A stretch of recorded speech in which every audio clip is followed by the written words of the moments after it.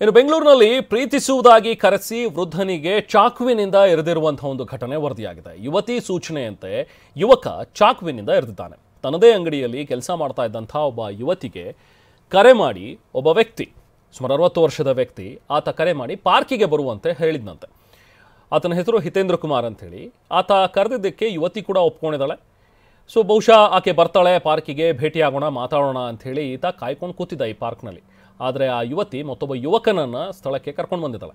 ಆಗ ಸ್ಥಳಕ್ಕೆ ಬಂದಂತಹ ಯುವಕ ವೃದ್ಧನಿಗೆ ಚಾಕುವಿನಿಂದ ಎರೆದಿದ್ದಾನೆ. ಇದು ಬೆಂಗಳೂರಿನ ಸದ್ಗುಂಟೆಪಾಳ್ಯ ಠಾಣಾ ವ್ಯಾಪ್ತಿಯಲ್ಲಿ ನಡೆದಿರುವಂಥ ಘಟನೆ. ಈತ ಬಟ್ಟೆ ವ್ಯಾಪಾರಿ, 60 ವರ್ಷದ ಹಿತೇಂದ್ರ ಕುಮಾರ್ ಅಂತೇಳಿ. ಈಗ ಸದ್ಯಕ್ಕೆ ಚಾಕು ಇರಿತಕ್ಕೆ ಒಳಗಾಗಿದ್ದಾನೆ.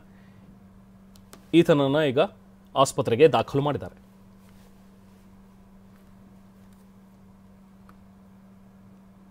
ಹಿತೇಂದ್ರ ಕುಮಾರ್ ಅವರು ರಾಗಿಗುಡ್ಡದಲ್ಲಿ ಅವ್ರ ಅಂಗಡಿ ಇದೆ, ಅಲ್ಲಿ ಕೆಲಸ ಮಾಡ್ತಾ ಇದ್ದಿದ್ದು ಮಹಿಳೆ ಜೊತೆಯಲ್ಲಿ ಸರಿಯಾಗಿ ವರ್ತಿಸ್ತಾ ಇರಲಿಲ್ಲ. ಮತ್ತು ಮದುವೆ ಆಗಿ ಅಂದ್ಕೊಂಡು ತುಂಬ ಸತಿ ಕಿರುಕುಳ ಕೊಡ್ತಾಯಿದ್ರು.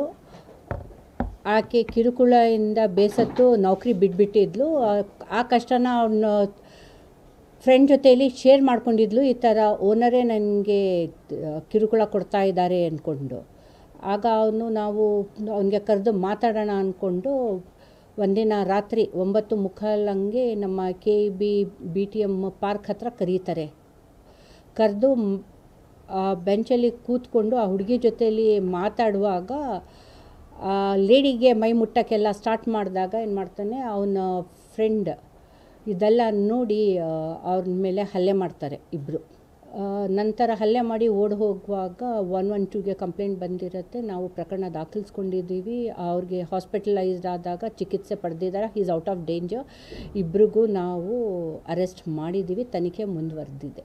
ಬಹುಶಃ ಅವರು ಏನಾದರೂ ಆ ಥರ ಮಾಡಿದಾಗ ಮಾಡೋಣ ಅಂದ್ಕೊಂಡು ಪ್ಲ್ಯಾನ್ ಮಾಡ್ಕೊಂಡು ಬಂದಿದ್ದರು.